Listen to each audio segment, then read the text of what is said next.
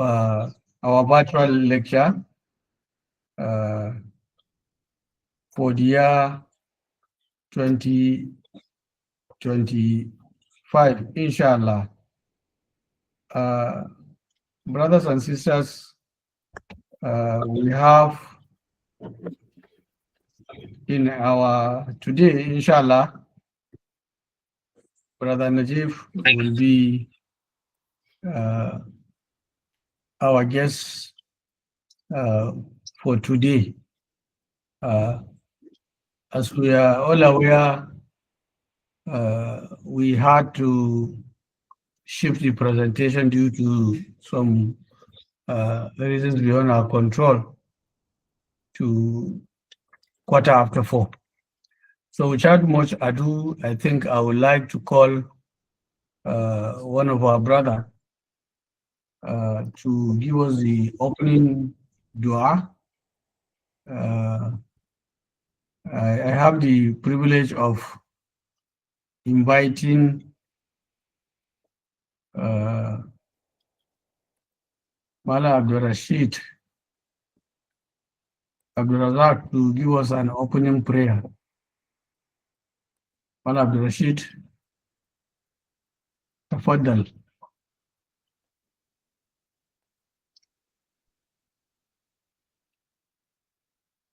Brother Abdurrashid.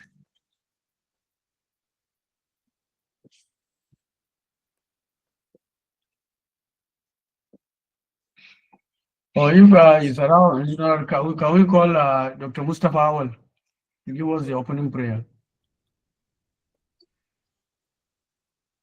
Can you unmute?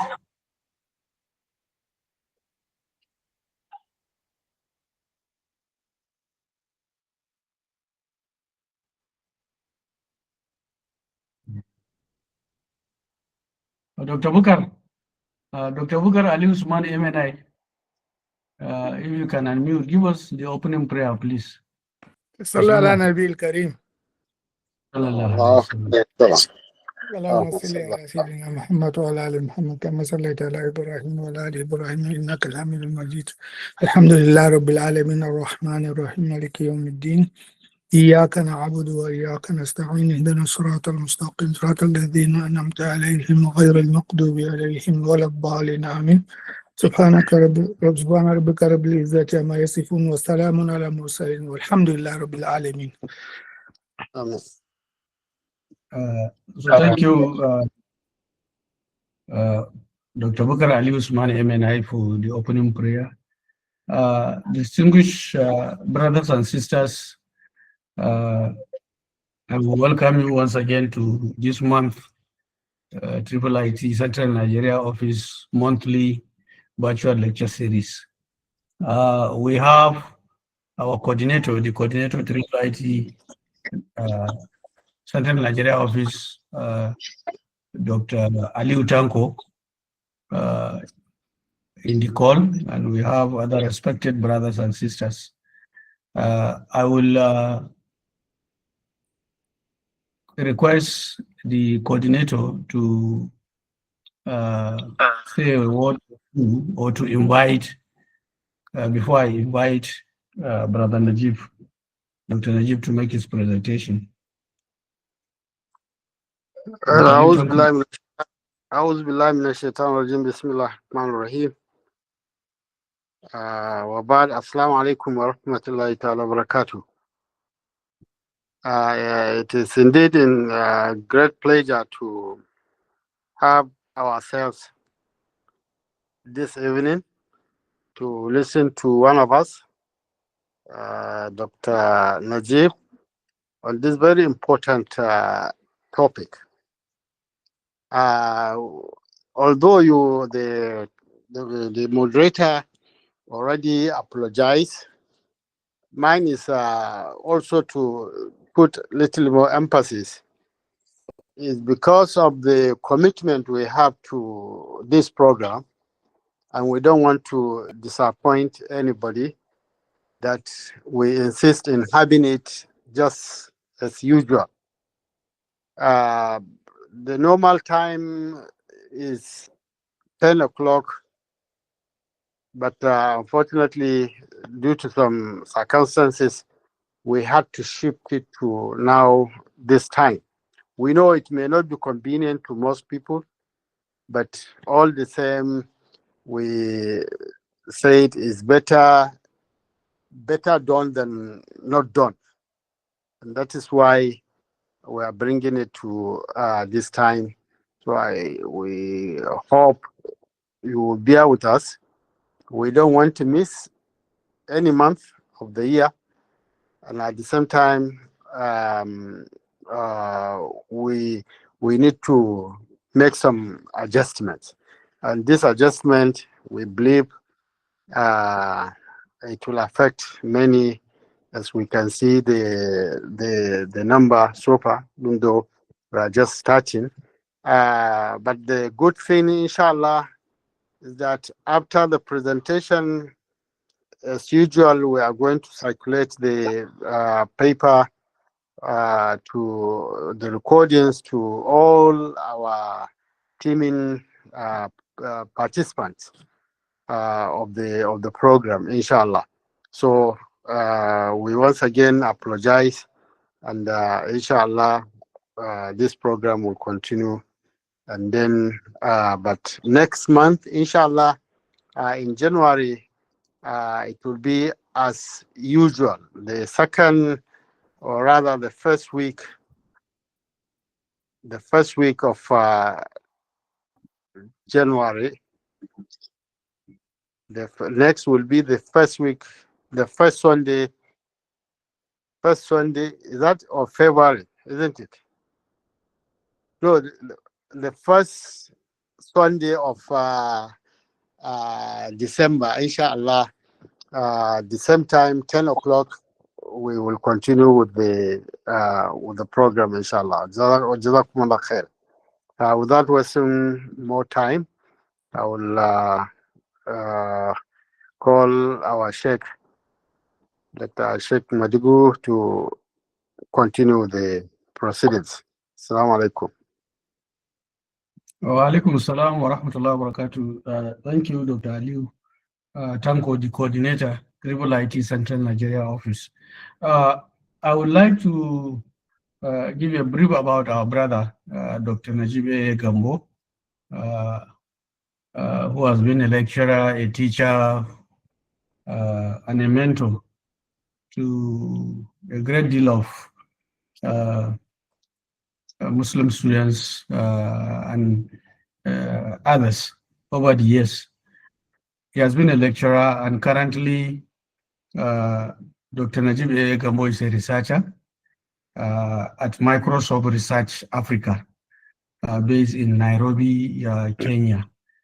Dr. Najib's area of interest includes, interdisciplinary, cutting across human-computer interaction, computer-supported cooperative work, and the emerging field of crisis informatics.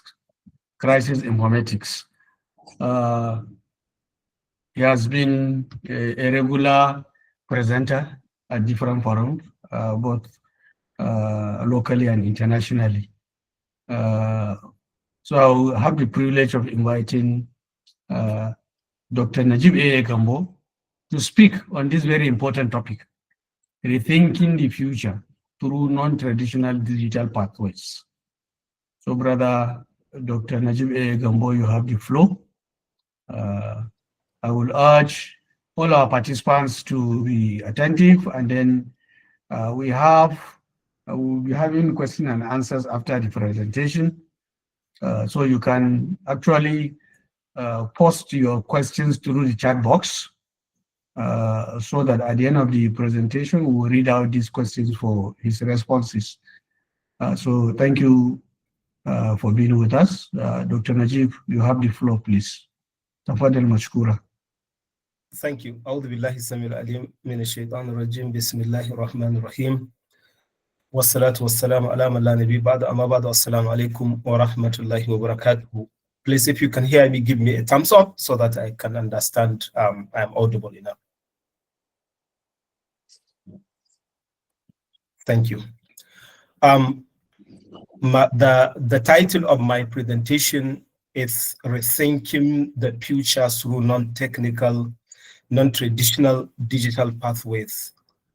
I think when I was approached by the team to discuss a topic that has to do with digital transformation, be the opportunities and challenges associated with that around the community and the Ummah, I realized I may not be like expert enough because the topic tended to be like kind of vague, so it doesn't have specific focus on that.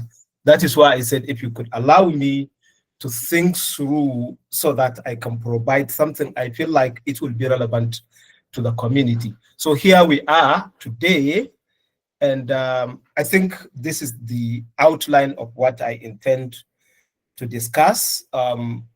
First of all, we need to understand the perception of our community around digital transformation, in which we will do it like in the next few minutes. Then I will share some of my reflection and justification, as well as why I feel like I need to share this topic with the community. And now take a meta cognition or meta understanding on what the human pace of the crisis reveal. Then I will introduce these non-traditional digital pathways to explain what do I mean by these non-traditional digital pathways, and to show why this matters in our community, and provide an example of some of these non-traditional pathways, and share some of my thinking around how we need to reshuffle the ecosystem and tackle some of the challenges I intend to share with you. Then finally, we'll have a call for rethink. So first thing first, I will stop sharing the screen and I will share a Mentimeter screen to ask some few questions. And what I will want you to do is like take out your mobile phone, go to your browser, and just type menti.com. And let's see what is going to happen. I will stop sharing the screen for now. I will share another screen. Just go to menti, menti.com. And what I want you to do is you will be asked to put a code, and there will be a code. Up here, you will find a code saying joining code is 7573-4029. Just go to your mobile phone, or if you are on your computer, go to your browser, put menti.com. I'm going to put menti here. Here is the name of the website, menti, menti.com. Just put it directly, and it will prompt you to put a code. Put 7573-4029. This is the code. I share the code from the chats. So let's see what is happening. So far, 5 people join. So go to your mobile phone, whatever browser you are using, go to that browser, put menti.com. Then you will be prompted to put a code. Kindly put 7573-4029. So once you put there, you will be prompted to put your sort there. So the first question I ask is, what job exists today that didn't exist 15 years ago? So we are interested in learning this kind of job that exists recently. And so far, we have some of these things. We have AI engineer, social media manager, and we have Jadayana Iro as another job that we didn't know it exists. Interested, I would want to know what this Jadayana beside a human is another, maybe it's another application or another job role that just comes up. Someone was saying AI. So far out of 47 people, only 10 people were able to join the Mentimeter. So for those who just joined now, what we are doing is just to understand your perception and view around digital transformation. We are interested in learning what job exists today that didn't exist 15 years ago. And for you to join us, just go to your browser, either on your smartphone or on computer, put menti, menti.com. Let me also put it here in the chats, menti.com. You will be prompted to give,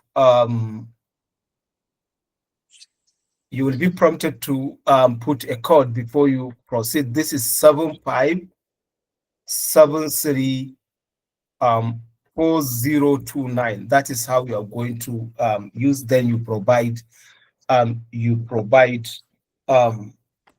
your input.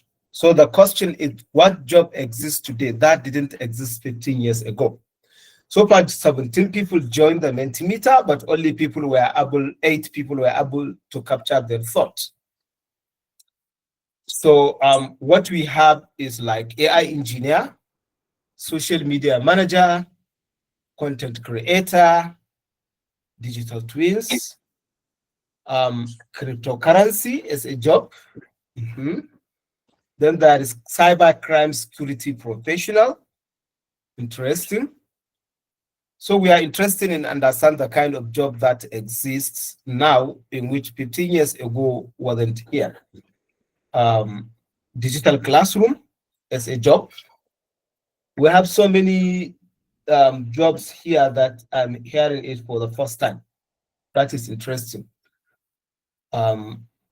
Data scientists, data-driven digital marketing, content creation, IT technician.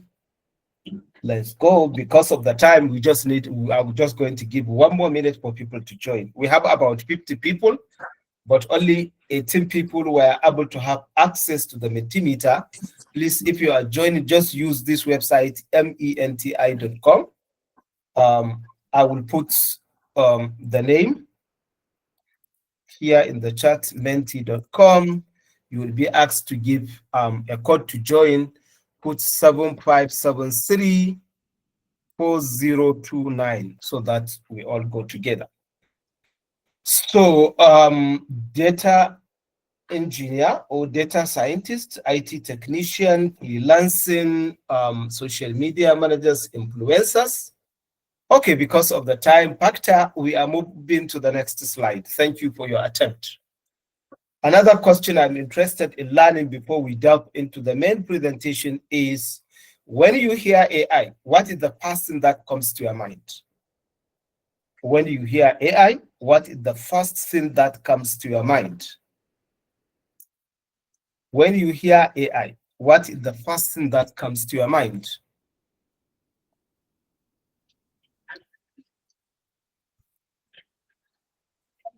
Hajia Jamila, can you just join the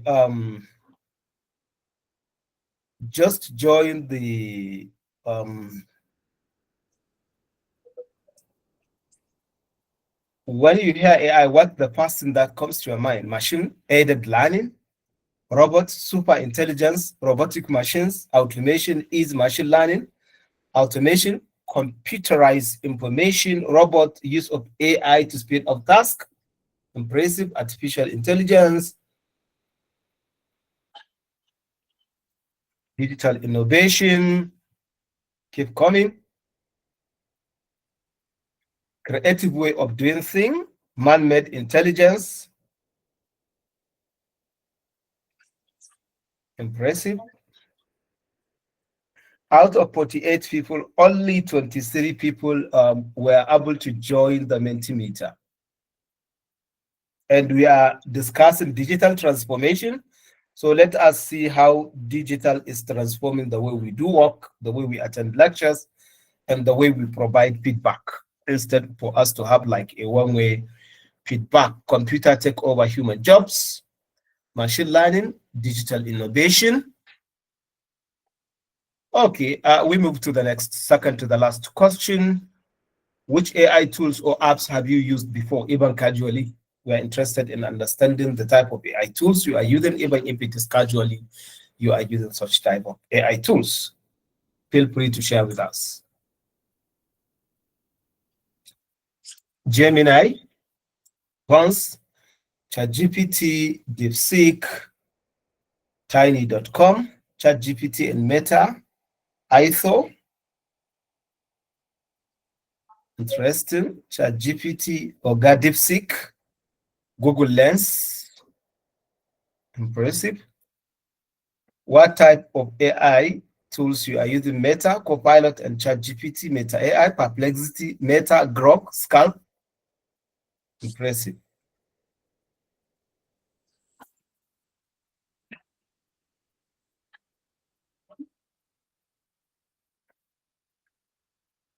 Yes, we have different ways people are using AI, but let us sort them and see how it is working. So 9 people using ChatGPT, DeepSeek 3, Meta 3, Copilot 3. Perplexity 1, new responses, Copilot, Gemini. We are seeing so many things going on here.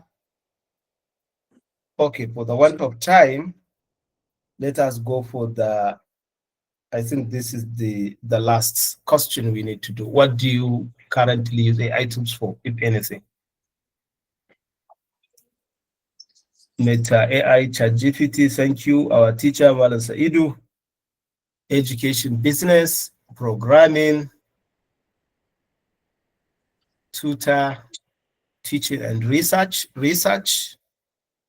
quick search, impressive, research generally,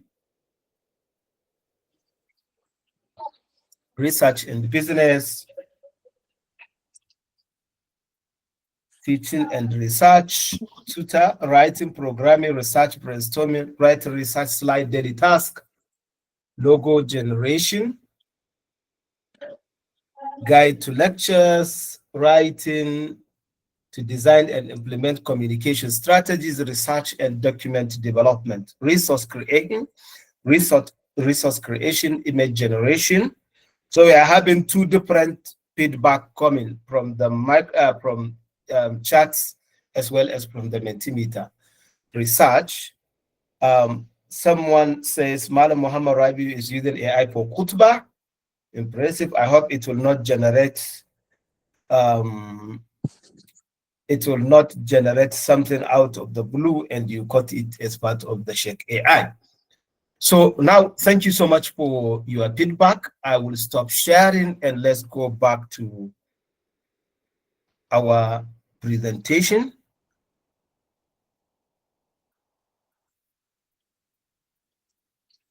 So now, back to the our presentation.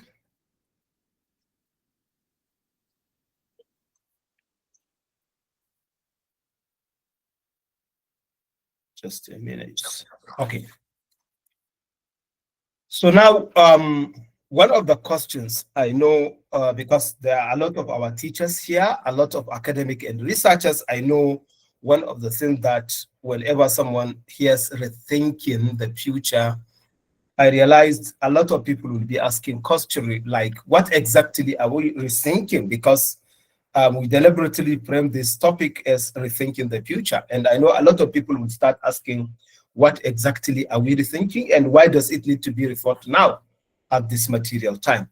So I believe there will be a lot of perspective in which people will think on how we rethink the future, depending on your background. Like if you are a system thinker, you will start looking at, are we rethinking the future through people? Are we rethinking the process, the technology, the institutions? If you are a sustainability advocate, you'll be looking at, are we rethinking how we approach climate, resilience, environmental limits? If you are a base-based organization, maybe you will start thinking, rethinking the future involves rethinking our values, stewardship, and responsibility, among others. So you will have technologists, you will have educators, you will have policymakers, you even have business leaders who will have different ways of rethinking the futures. But one thing that I realize will be in common across all different perspectives, regardless of your calling, is that the assumption that shaped yesterday may not hold tomorrow. And we have seen, even when I ask you about what job exists, and some people are talking about prompt engineer, AI engineer, are talking like drones pilots. These are all jobs that were not in existence like 15 years ago, but we are thin. So definitely, if we are rethinking the future impact, we need to rethink a lot of things. And like even day before yesterday, there was this uproar on social media that becomes apparent that this is a new job. Content creators, federal government wanted to engage influencers that can create awareness about this upcoming tax reform, and federal government come up and some of the committee came up with the 20 creators that will create content to raise awareness about tax reform. Unfortunately, when I look at the content creators that comes up, I was not sure I have seen a lot of people from these 20 people from the northern part of Nigeria. So content creation is another job that didn't was not apparent 15 years ago, and it is now part of what we do. When I said content creation in a modern way, not in a typical traditional way we create content before the age of YouTube. So rethinking the future is therefore an invitation to question inherited models and create space for new possibilities. So this is exactly where non-traditional digital pathway becomes powerful because of the following reason. So this digital transformation brings a lot of things. One of them is like they allow people to learn, create work, and participate in ways that were not possible within the older system. Number two, they open new routes into opportunity for those who are historically excluded or overlooked. Please, someone is saying it's not audible here. Is it from also your side that you are not hearing me? It's audible here. I think it's localized in this environment. It's also audible here. Okay. Very So loud and clear. Okay. Please, maybe you need to switch up your phone and switch it on. Maybe, perhaps. Yeah. So the other thing is they challenge the idea that progress must follow one fixed, formal or credentialed pathway.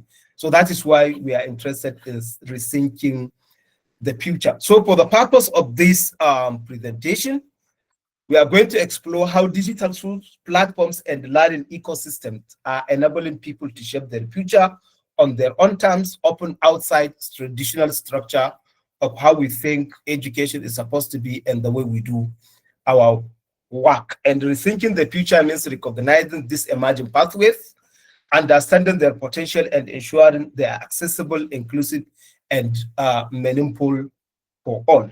So let me take you down the memory lane to tell you what shapes my understanding and thinking on why I think we need to rethink the future.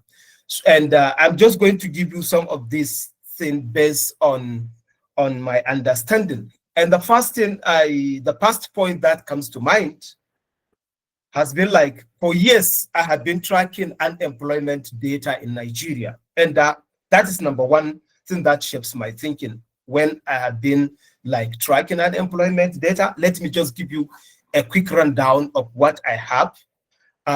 You can recall as far back as 2012, when Angote, sorry, just a minute. You could recall in 2012, when Dangote advertised that he need truck drivers. In those like 2012, people were so shocked that among those who were looking for driving work in the Dangote industry were 6 PhDs. And the Vanguard came up with this statistic: about 704 master's degree holders applied for that job for Dangote. That was in 2012. Fast forward, you could all recall during Obasanjo in 2014, when there was this immigration where they were looking for 4,500 people to fill their vacant seat of 4,500. In those years, as far as 2014, like 7.7 million applicants from 37 states applied for a job to build like 4,500 vacant places. And at least 20 job seekers died. You can see this happens to be stadium in Lagos, in Kaduna, in Abuja, in Asaba, in Benin. That was 2014. Then in 2017, when His Excellency Malam Umaru Radda was the Director General of Simidan, he made an interview, and Vanguard captured this interview. And it was saying only 1 out of every 100 of Nigerian graduates secures a job. That is another thing. That was 2017. Fast forward, in 2019, there was this guy who was so frustrated. He looked for a job for like 5 years and he couldn't, and he came and burnt all his certificate because of frustration. And in 2020, when there was this advert from Hajia Halima, I think, yeah, looking for Empower jobs, which is like about 50,000. Like within 16 days, when the Empower portal was open, like 4,480,000 people applied for Empower job just within 16 days.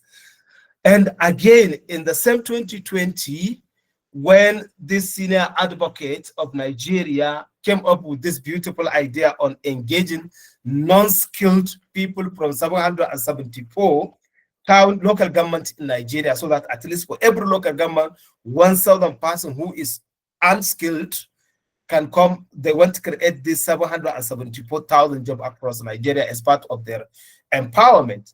So this job will be, those successful applicants will be given 20,000 naira. And in that period, that was 2020, like 4 years or 5 years ago, like there were 4 PhD students, 4 PhD holders, 200 master's degrees also applied for this job that is made for people who happen to go to school. So you can see the crisis. And yeah, in the same year, we had this viral photo on social media about an NYSC like crying because that was the day for her passing out parade. And her main concern is, after this NYSC, why is she going to get the 33,000 naira federal government is paying for the NYSC? And now, move fast forward to Jigawa J-Teach experiment. In 2020, His Excellency Governor Badaru came up with this idea of replicating federal government idea of Empower. Then he came and called this idea J-Teach, where he was interested in recruiting teachers that he's going to give a job. And these teachers, they will not be permanent teachers. It's just an experiment where they will be receiving 20,000 every month. To our surprise, within the first day, the information went out, the portal was open. Like on the first day, you have 24,981 indigenous of Jigawa State applying for 20,000 jobs. And within the 7 days, the application portal was open, like about 59,000 plus applied for this job, just to show you the kind of the crisis we have. And when we dissected the applicant across 27 local governments in the state, you realize only one local government has less than 1,000 people trying to apply for a 20,000 naira job. And if you look at the breakdown of this job applicant, you'll get like BA holders 632, B.Ed 472, B.Tech 283, BSc 2,295, BSc at 520, HND 670. You have LCE about 11,497. You have national diploma, which you have 7,777, and like 3,269 that are in between, just for a job of 20,000 naira from this whole state. And this year, here is a guy I stumbled on Facebook. This is what he shared to show you the prostration and our job pathways. Here is that he shared this on his Facebook page on 29 September. I hide his identity for privacy. He was saying, gama service ina zuwa yau, na tura wa sama da mutane 19 soft copy CV ina na neman aiki. Na kai credentials ina ma'aikatu da ofisoshi har guri 22 don neman aiki. Na ba mutum 8 hard copy CV ina don neman aiki. Na cike online aiki ya kai kwaya 21. Duka wannan har yanzu da nake wannan rubutun ba wanda ya kira ni ya bani aikin ko na gadin makarantar primary ne. Wannan masifar da mai tarihi kama fi sabilillahi. Allah ya sa wannan Juma'ar mai zuwa a busa kafan tashin kiyama. That is a graduate from our university trying to bring the day of retribution just to come because of the frustration on how he think a job is supposed to be. So these are some of an example of my engagement with historical data. So this is just one aspect of my thought process, tracking unemployment data over the years. This is just an example. I have a lot, but because of the time factor, I just leave it.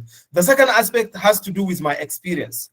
I have been conducting what I call CB clinics, where I tended to ask participants to bring their CV so that we do what we call surgery. And I have been doing a lot of mentoring session and observing recurring pattern of data from my experience in conducting CV clinics. These are just some few examples of my experience. I have shared it on my LinkedIn. So this is something that really gives me an idea on how it is indeed we need to rethink our futures. The third aspect has to do with hosting a career jam session with about 3,306 Nigerian students. When I joined Microsoft, I realized every year in October, Microsoft give its employees the ability to do what they call volunteer job, so that for every 1 hour you spend doing a volunteer job, Microsoft will give you $25 so that you give it to your organization of choice. So last year, I said, okay, I have this opportunity. I now get to know a lot of Microsoft employees. Why not for me to use an organization I co-founded called Open School?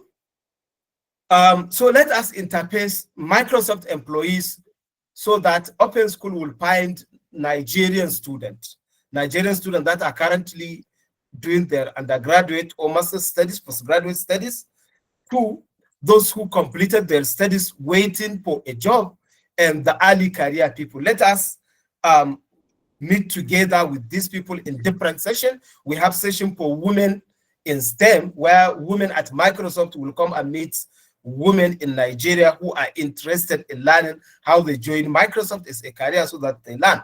We have data scientists, we have AI engineers, we have a lot of workload, including non-technical, like lawyers, mass communication people, and all this kind of people, to show them there are a lot of job opportunities in Microsoft so that they join. So during this 8th session, I happens to be the one who coordinates all the session, and I learned a lot from Microsoft, and I learned a lot from Nigerian students because we gave them questionnaire, pre and post questionnaire session. So it gives me a lot of data and insight on the crisis of our education. And one of other things, based on that, I was able to come up with what I called career readiness checklist. Look at the tracking of unemployment data, my mentoring and CB clinic, the career jam session with Nigerians, about 3,303. That is began to help me shape my understanding on where some of this problem comes up. So I developed a 25 checklist items, and delivered it to about 104 Accra chicks. These are a group of women students, and I engaged Microsoft A-Zone, Amir, where we have this session, first cohort, second cohort, and third cohort. Last week, I was in Gombe. I delivered this career readiness checklist to some of the university students and other people in the town. So I have this 104 Accra chicks, like 97 Muslim student members, where I shared this and received feedback pre the workshop and after the workshop. All these are the kind of thing that shapes my understanding in the crisis. And what all this tell me, I have seen real data, and this is my feedback for that. The past pattern I realized has to do with traditional pathway are narrow and saturated. Most of the people I engage with throughout, I began to understand the type of thinking that comes to job. The job they feel like is a job has to do with local government, state government, and federal government job. That is the understanding of most of our people, and that is how their mindset and mentality is framed to understand jobs exist only within this spectrum. Number three, there is little understanding about visibility of alternative careers across the globe. Not only across the globe, even within Nigeria. And that was the reason why when we do this lecture back like in 2019 or 2020, that was in 2020, we had this, that was 2021 in October. There was this lecture by Nigerian Muslim Forum UK London. And based on some of this experience, I said, because I happens to be one of those who organized this lecture, then myself and Bukarti and Mara Nazir Mika Ilipuma, editor of Daily Trust, they insist, why should I come up with this? Because I know this problem. I said, yes. Then that was how we come up with this. Ga ayyuka kamar jamfa a Jos, amma matasan arewa sun kasa ganin su. And the lecture is still online. You can check and go through. Based on that, I demystify that even there is no job. It is only that we don't have the skill set, or we are unable to tweak our CV in a way that attract the attention of the employers of labor, or we didn't even understand we have the required skill to even apply for the job. That was my understanding. And I have shown that it is not only the local government, the state government, and even the federal government job that exist. And I have shown different jobs within Borno, Kano, Jigawa. I showed practically different jobs that exist, but still we are having this kind of this problem, and people are still unaware about these jobs. So that is one of the patterns I realized throughout. Traditional pathways are narrow and saturated. Number two, what I realized, there is a lot of what we call, while our system is good, but there is something that is missing within our system. And again, I came to realize that our students are not fully prepared for modern employers. And some of the problem related has to do with digital literacy gaps, and even AI literacy fellowship experience. So this organization I mentioned, Open School, for the first 2 years, we trained over 20,000 people, and we have the data with us. We have the data for every webinar, for every bespoke training, for every workshop we do. We used to have pre and post workshop. And one thing we realize, and even when it comes to this AI world, like nearly 98% of all the questions we ask before our training on whether the institutions has a policy to govern the AI usage in their organization, nearly 98% of the information we get is no. That was the reason why Open School came up with this AI literacy fellowship for African policymakers, so that they can come up and understand the challenge, the opportunities, so that they can advocate in changing the policies. So these are some of the things. And one of the things I realized has to do with weak portfolio for our students. They have unclear goals, limited soft skills, and no visibility. And in this digital world, regardless if you are the best person on using these tools everywhere on us, but you don't show your job, you don't show it anywhere, nobody cares about that. So you have a problem. And for us to show that there is this digital literacy gaps, here is a frustration, a post from a lecturer, I suspect from LBU Daria. One of the things he was saying, he posted this on social media. He was saying, meanwhile, our current students don't even know how to use AI. Even in the examination hall, when they manage to sneak in with phones and access the internet. Here is an example of the script he was like marking. This is what he said. The student said, facilitating global communication and understanding something. This bullet point summarized the significance of writing skills in various aspects of life. Then he underlined this sentence. Let me know if you would like me to expand on any of these points.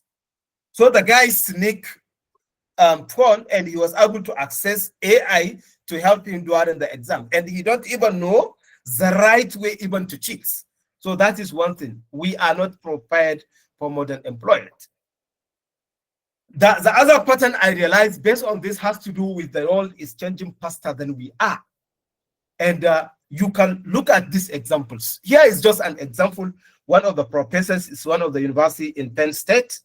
And in March 2023, just take the date, March 2023, he wanted to show the impact and significance of digital transformation in the world.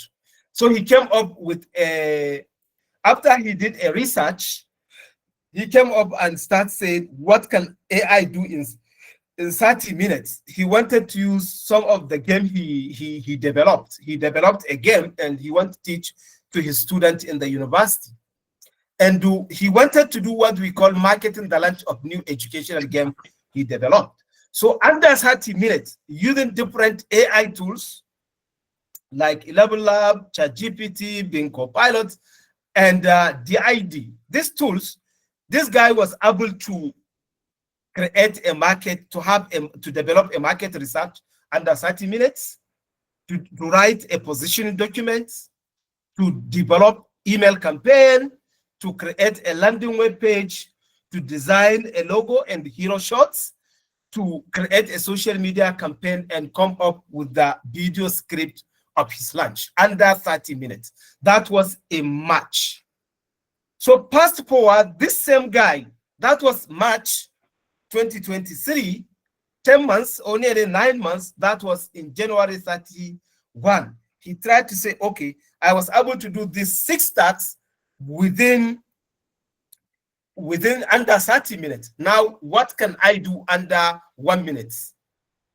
He came up with this idea. He increased the difficulty level of the activity he wanted to do, and he was able to do these tasks under 5 minutes. He was able to launch a product, to write a market research report, to create on-trend design for kitchen, to make an entire PowerPoint, to craft a syllabus. Here is what this guy did.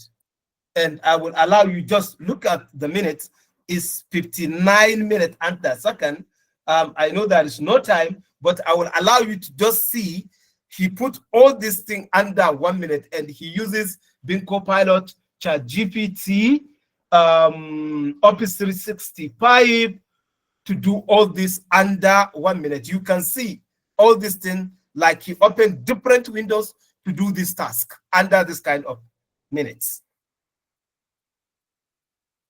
Let me allow you to see how he was able. You can see each screen is doing one work at a time.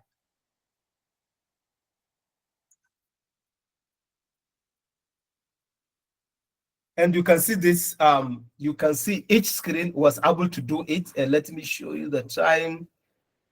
This is 46 minutes, 47 seconds, 48, 49, 50 seconds, 53, 54, you can see.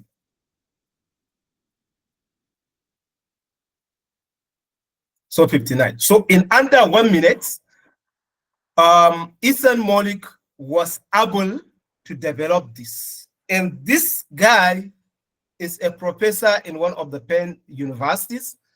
And this is what they are currently teaching their student. And this student will come and compete with our students. So this is one of the things I noticed. So the question is, if the old paths are blocked and the world is speeding up, we don't wait. We need to expand our map and see what we are going to do. So based on that, now I reflected on my experience and what's shaped my thinking in understanding there is need to rethink how we do things. So how do we approach this problem so that we solve the employment crisis, to prepare our students, to help our community overcome this kind of challenges I have mentioned?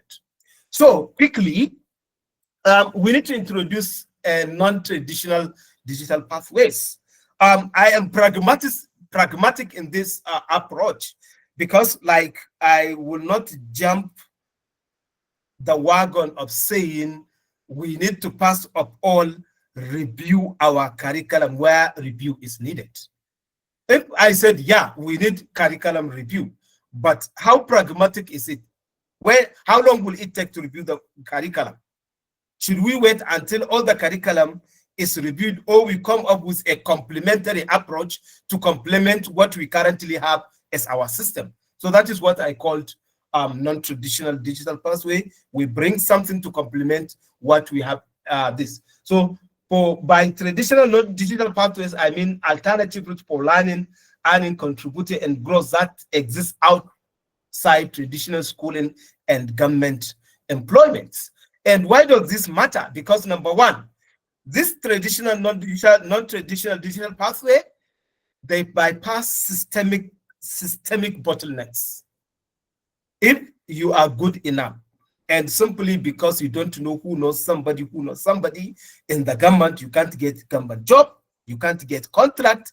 These pathways provide an opportunity for us that it doesn't require this bureaucratic bottleneck. It doesn't require whom you know. All it requires how proficient you are, how smart you are in learning how to market yourself and understand where the opportunity comes. So this pathway bypass systemic bottlenecks. Number two, the democratized opportunity enable global participation from local contexts. Regardless of how you are, you would be able to get something done once you are good at what you do. Number three, the reward portfolio is not paper. It is not about you published so many papers. It is about what are you able to do that we can credibly verify this is your work. And when we give you work, you can do it much better. And the complement, not repress traditional system. That is why I'm advocating we look this way. So all this, what are those example non-traditional digital pathways I am providing as an alternative to this? So one of the things is skills and learning pathways. Skills and learning pathways. There are a lot of skills. There are a lot of skills, learning pathways that are free. And I'm coming back to this at the end of my presentation. We can take advantage of the available skill learning pathways like those ones I mentioned, that we can help to complement the existing system in which we can make our students be able to compete anywhere in the world and be able to work and think for themselves to become employers of labor rather than employees of labor. So there are skills and learning pathways, a lot of them. There is no time. And there are also alternative ways we can work and earn even credentials. We can have a lot of experience before we even graduate from universities as undergraduate. So it gives us a lot of leverage where we can work outside the systems. We have a lot of freelancing. Let me just give you an example of this. Just one example let me just give you one example. This is just an animation.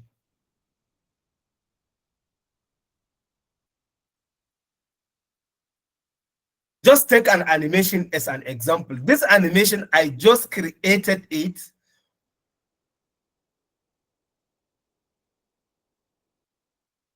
with a single prompt. What did I do?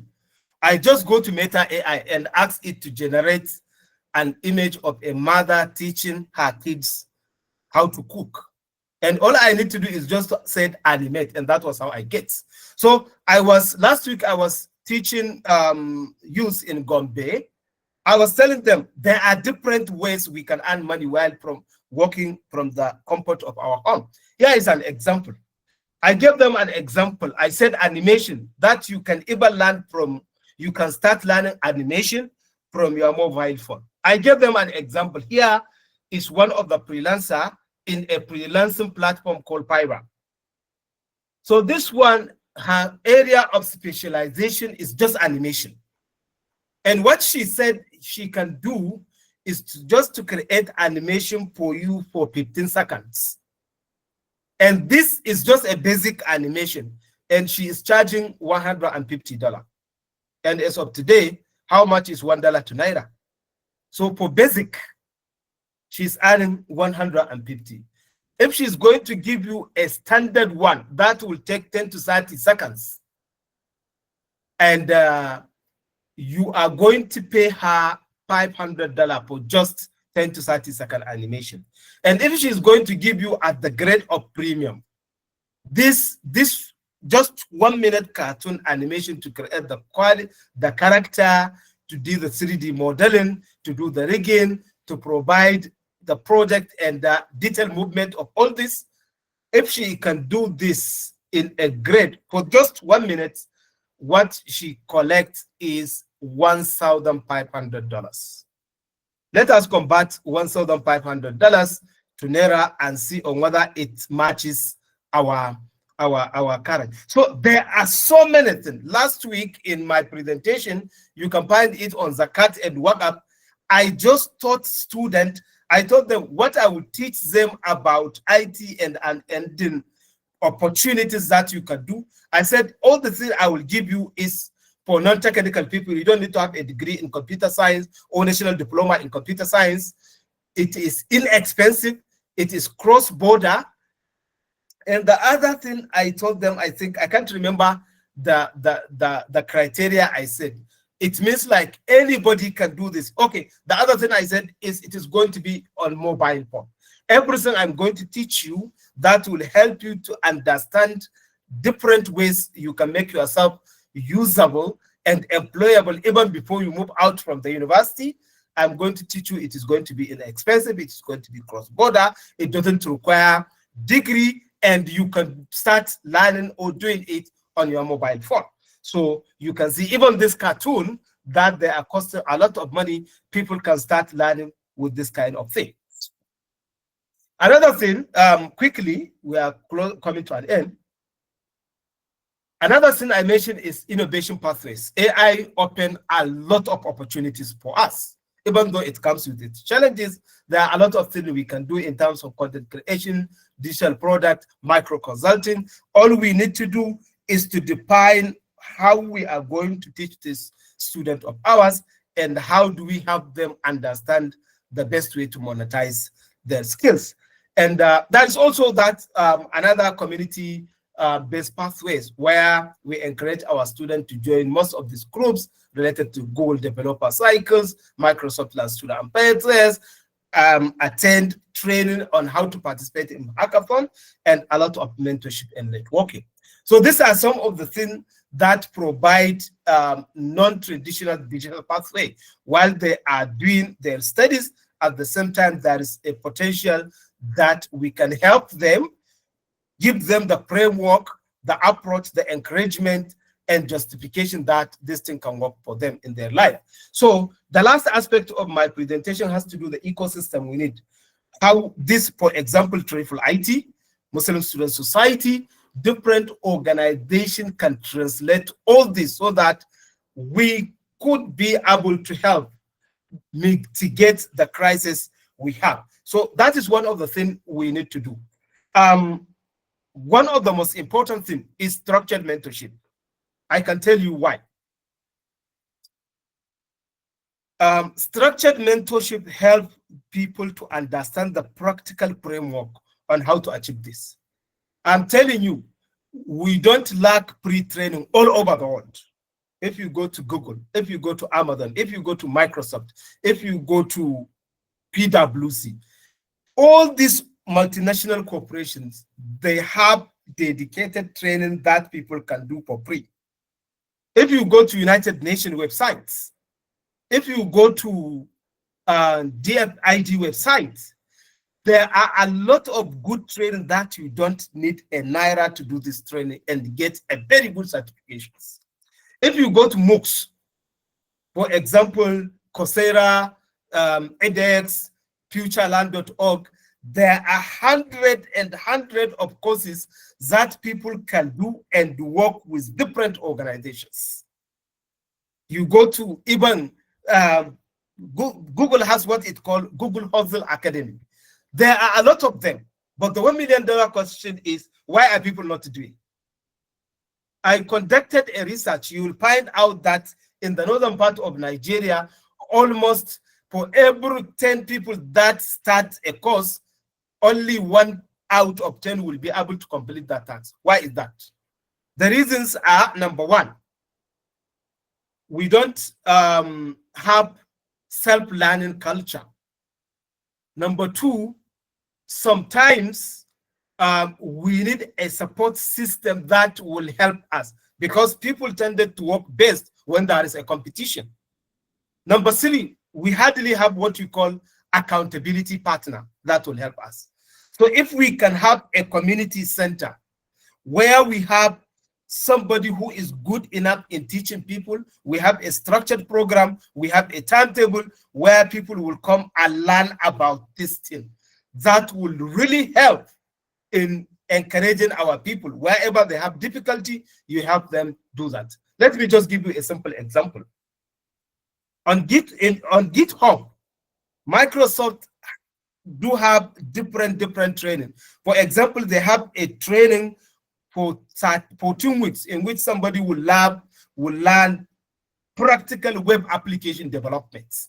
There is a laboratory, there is a step-by-step approach, and there is everything you need to learn web development within 14 weeks.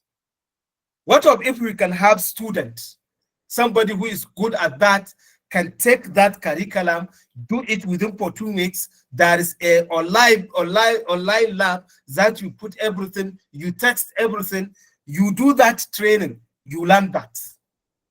And why I said mentorship is important, when you learn the web design itself, that is not enough. You need to understand what digital marketing is so that you market yourself. You need to understand what digital visibility is so that you come to online so that people can see your portfolio. You need to understand the marketing aspect, the project management aspect. All this is what the role of mentors is. They come and design a very good curriculum. It is not only the expertise you need the marketing aspect, you need the project management aspect, you need the customer care aspect. All this is what will give you a leverage so that you can be able to do it in a really good way. So structured mentorship is good, and we can take up a good opportunity of the existing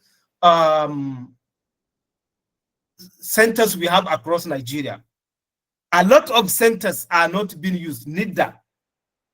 Nearly in every major city, you will have the centers. Unfortunately, there are computers, there is no internet, and even in some of the centers, you realize that even the solar they put in place is not working, because most of the time communities are not taking ownership of such centers. Why not approach them? We have our mentors that design all these things. That is how we could be able to solve most of this crisis. Not only that, while we are doing all this, we need to have an advocacy on the need for us to improve our curriculum to be in line with the current reality. And this thing is not only a problem with Nigeria. In Kenya, what I realized is Microsoft is helping universities a lot. They are open for universities to bring their curriculum, because what they understand, like in Kenya, when Microsoft moved to Kenya, is there's not enough personnel for them to pick. because what they are teaching in the university is not in tandem with the current practice in the companies, in different companies. So they come, they look at their curriculum and say, okay, this one is outdated. We use this, we use this, we use this. They help them improve their curriculum, and now they are doing a lot of good. Not only that, they have program for lecturers that they help them to update their knowledge in tandem with current practice. So I think while we advocate for the curriculum, there is need for us to have that type of conversation. And I think one thing that will help us, I know a lot will say it has to do with internet. When community comes, we can do a lot of wonders. So in a community, I know we can mobilize, even if with 5,000 naira, we can mobilize to buy Starlink. The highest it will do is like 700,000 or 600,000. And what we can pay monthly for the internet, we can't pay more than 80,000 naira. As I'm speaking to you, I'm using Starlink here with me. That is why I'm not having a problem of internet.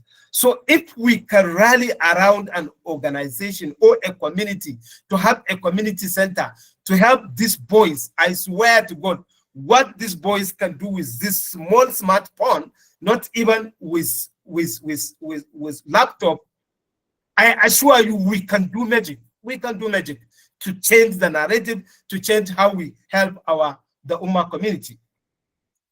So that is it. I will share this presentation, and not because of the time factor, I will share this.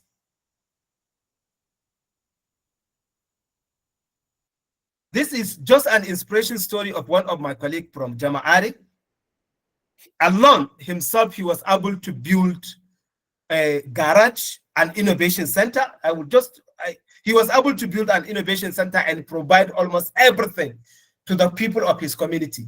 And this community in Jama'ari were able to participate in this year's hackathon for Microsoft, in which they get a very good recognition. So I believe if one person can do that, when we come as community, as IIIT, as Microsoft, as Murik, as Mulan, as all this, we can do a lot to complement this existing system while we are trying to help our government, our organization, our school to come up with this improved system that can work currently with this digital transformation.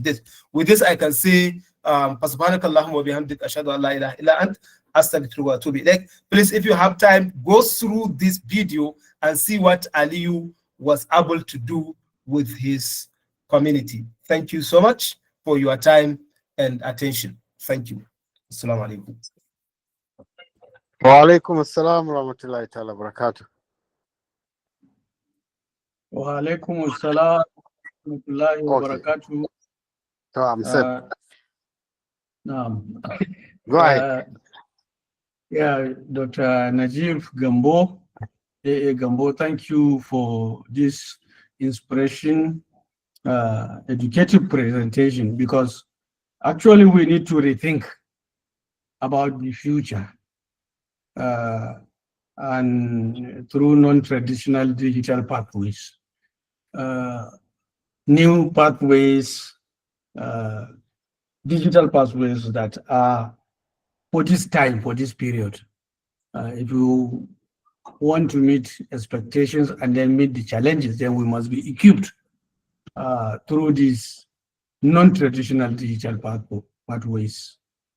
So thank you for the presentation, and I'm sure it has generated a lot of interest, and there are a lot of takeaways that I believe we need to take into cognizance, we need to look into, so that we develop actionable points, points that we can implement. So thank you very much for this insightful presentation, and it's a wake-up call.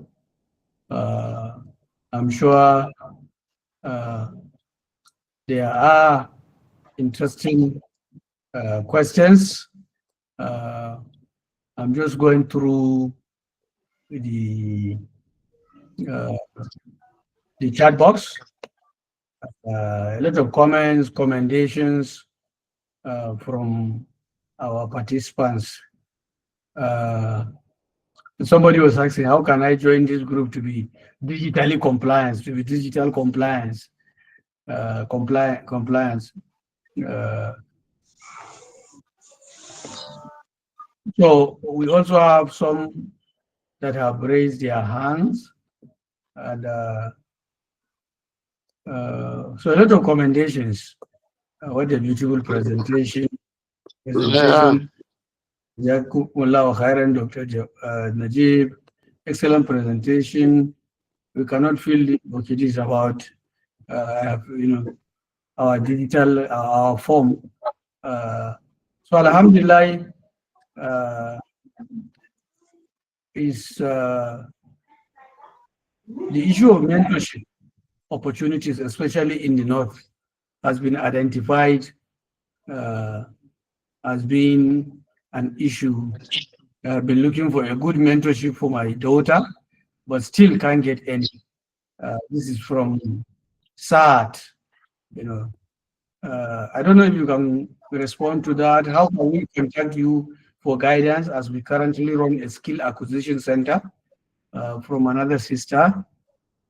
Assalamu alaikum. As Muslims, what are the best platforms we can avail ourselves, to benefit from? Dr. Ashek, maybe. So these are some of the issues. Maybe you can respond to. Yes, I see response, Dr. Sheikh. View of the time we have, if we can have from our senior or brothers one or two comments before we allow the presenter to respond, so that we have all the information we need, inshallah. And I can see Professor Nasir Mitrare, the former Vice Chancellor of IBB and current Rector of Haji Institute, as well as Dr. Ahmed Dukawa, who is our coordinator in the Kano office. At least these two, if we can hear from them. And I saw Professor Salis Shehu, the executive secretary of the Research Institute. Then we can use the remaining time, because the time is very tight now to Maghrib. Is it okay, Dr. Sheikh? Sorry, Dr. Ali, I actually lost my connection, but I am back. Oh, okay. I'm saying, sorry, let's have 1, 2, or 3 of our brothers that are in the call, so that we hear from them, and then whatever remaining time, we use it to respond, and then have general comments, inshallah.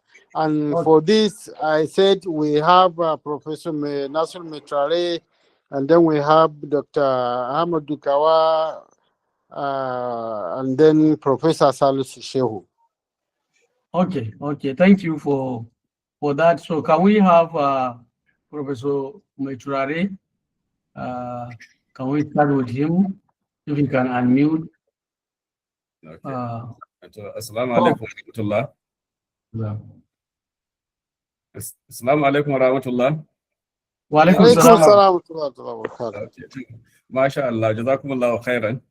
I think this has been a very powerful and very insightful presentation. I think our brother Dr. Najeeb, has opened our eyes even beyond what many of us already know, with respect to the awesome power of the digital technology, particularly the AI, and he has made it very clear that with AI, the nation, and particularly our own part of the country, can overcome unemployment. So I think there is not much to add, except to say that how do we design an effective strategy, to ensure that we harness this potential, using him, and a network of, digital experts, that we have that are in this cycle, so that we will be able to, cascade this, very, powerful, presentation, to our youth. And I think the only thing one will want to add is that the digital space, especially as we know it now, I think there is a lot of, on Islamic, should I say, practices. Of course, many of our, youths are engaged, in the digital space, but I think for the wrong reasons, for the speculative activities that they do. So I think in addition to whatever, framework we are going to design, maybe we should have a kind of halal certification for digital economy. In other words, to have a kind of, maybe just a simple guide, for them to know, what is compliant with Islam, and what is not compliant with Islamic values, when they are harnessing the opportunities that abound, in the digital world today. I think on this note, I will want to just once again, commend, our brother, for this very, very insightful and highly, pragmatic, presentation. I think the potential are really enormous, and I think that's also the way to go. Because if we can address, our unemployment challenge, in this matter, in this manner, I think it will create, the kind of, society that we have all been yearning for. And I also want to appreciate the alternative pathway that he has suggested, which is very, very cogent. We don't need to, we don't need to transform our curricula. So this can go parallel, whatever it is that, the students are, studying their curriculum at both secondary, tertiary level. So I think that's also a very, very important contribution. So once again, thank you so much, and jazakumullahu khairan. Thank you, Prof. Professor Saliu Shehu, can you also unmute, Prof? Let's hear from you. Professor Saliu, if he's not available, can we have the intervention by Dr. Dukawa? Yes, Dukawa, please.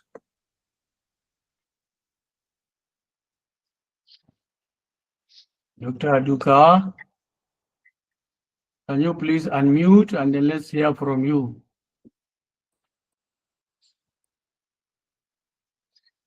I think I cannot see him in the call, or is he in the call? I've been checking. I could not see him in the call. And neither. I saw Dukawa. Maybe he's out. Okay. Out of the call. Also, earlier was. Then we can conclude. The time just a few one. If Dr. Bakr Ali Usman Emena, yes, would ask, is also IT, no a veterinary doctor, but very much interested around IT. If you can say a word or two about on the topic under study. Dr. Bakr Ali Usman, Amen. Naam, salaam alaikum, Jawan. Alaikum salam. I think the lecture, he has been mentioning some of the free opportunities, areas where we'll be learning. I happen to maybe the Coursera, the LinkedIn, the premium, and some of the courses. I was able to do some few online courses, and I was so excited.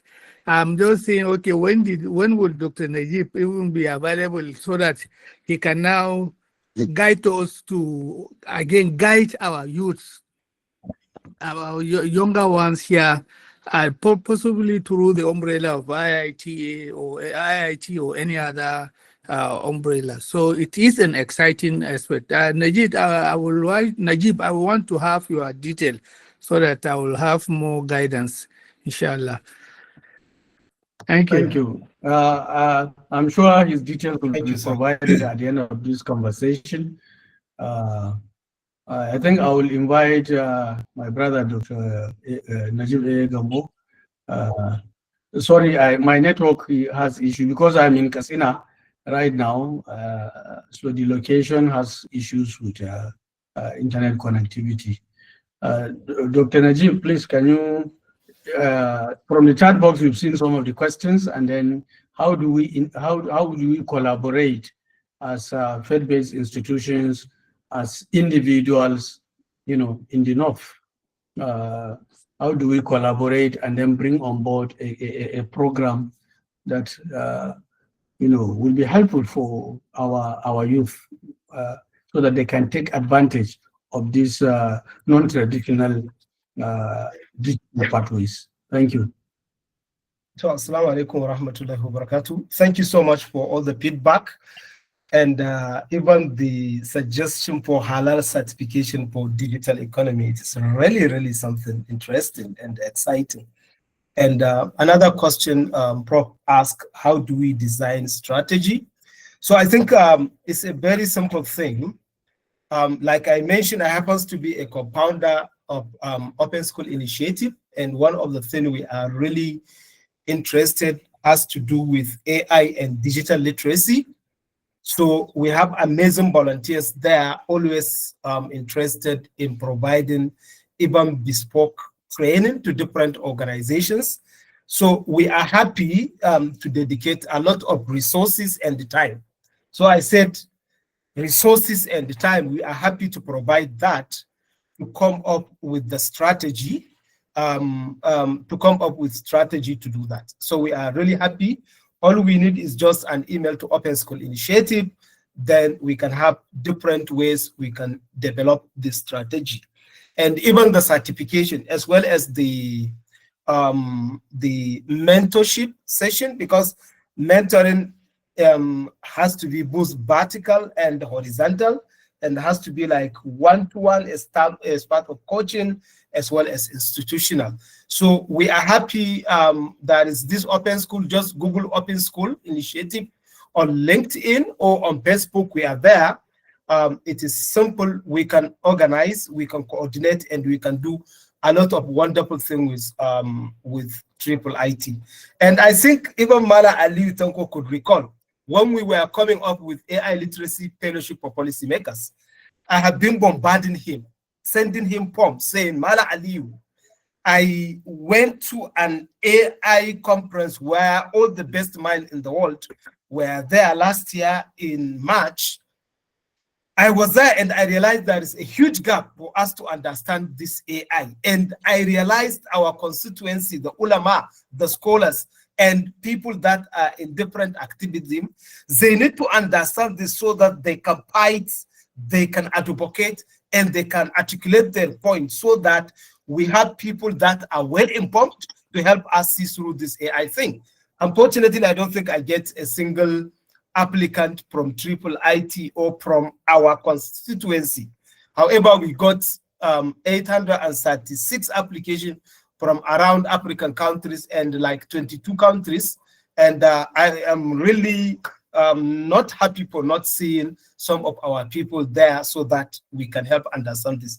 But nonetheless, we are happy to provide resources, to provide training, to provide guidance, and to sit and develop any curriculum that will help us achieve that one. Thank you so much. MashaAllah. MashaAllah. Thank you, Dr. Najib.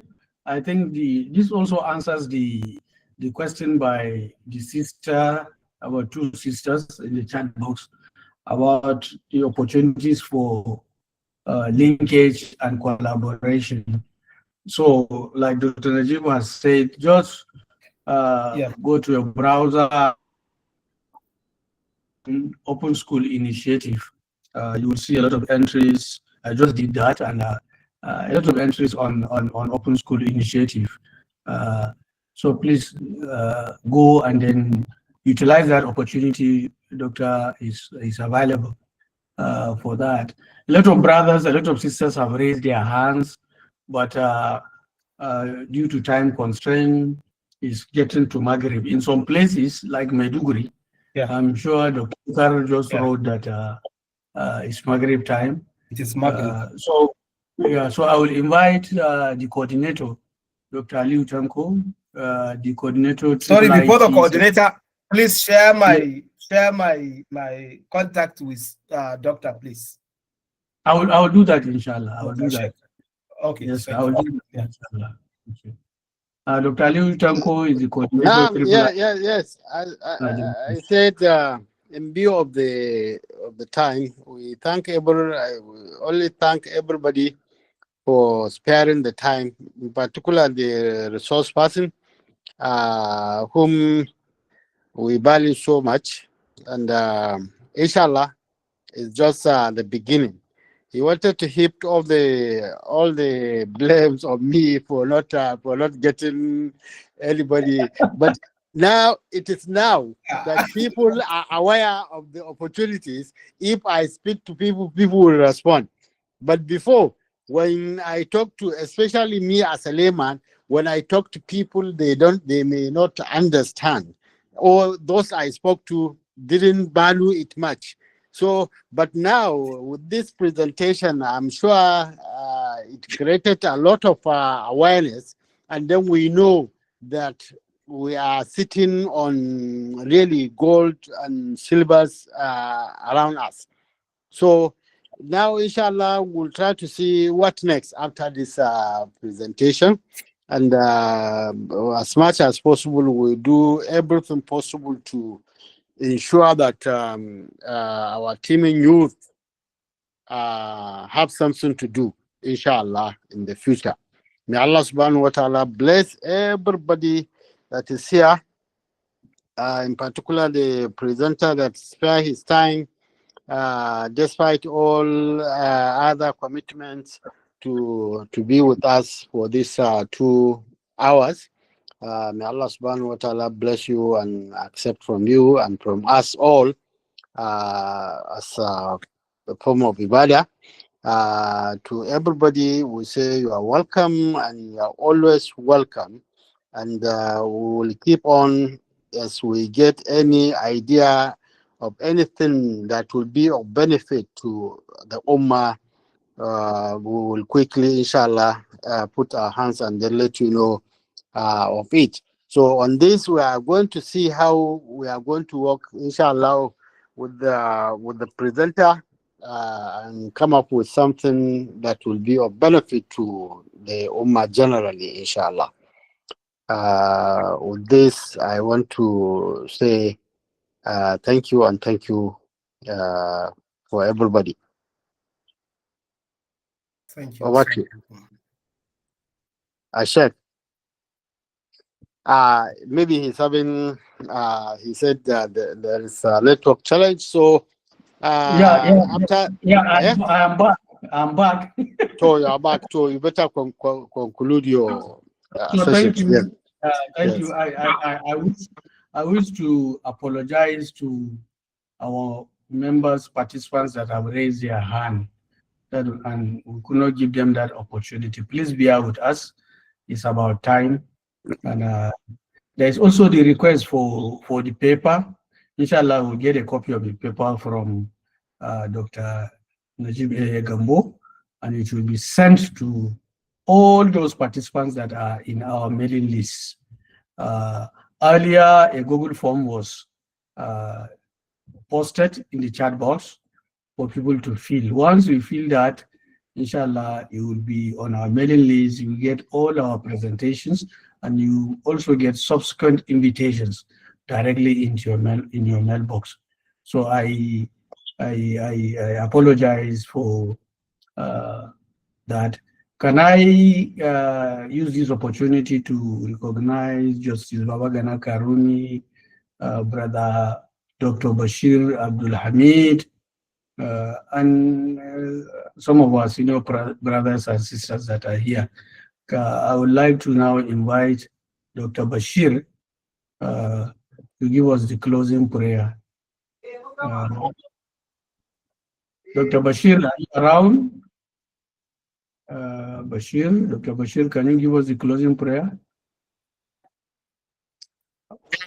In the absence of that, I can see Usman still raising his hand, so he can say whatever quickly and then give us the closing prayer. Okay. Usman. Usman Abubakar.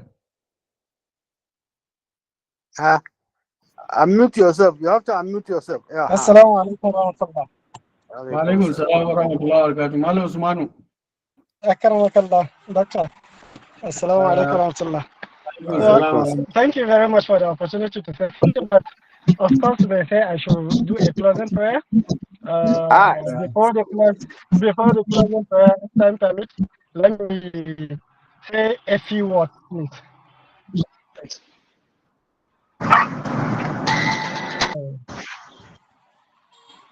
Alhamdulillah, and thank you very much, the presenter. Actually, you give me a, let me say, a blow on my head. Of course, I have some students that we used to discuss this issue of job opportunities, most especially in nowadays. Alhamdulillah, with this presentation, it is a clue for me. It is a clue for me on the internet job opportunities and other job opportunities somewhere else around ourselves. Thank you very much with this your presentation. And of course, Doctor, I will like to have that paper so that also I will share it with those youth that are together with me. بعد ذلك I will say الحمد لله سبحانك اللهم ربنا وبحمدك أشهد أن لا إله إلا أنت أستغفرك وأتوب إليك الحمد لله السلام عليكم ورحمة الله. عليكم السلام ورحمة الله ورحمة الله وبركاته. جزاكم الله خيرا. إن شاء الله.